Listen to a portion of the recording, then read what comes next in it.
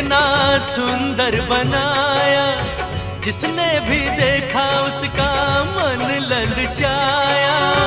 काहे ना इसमें सुगंध थोड़ी डाली, काहे ना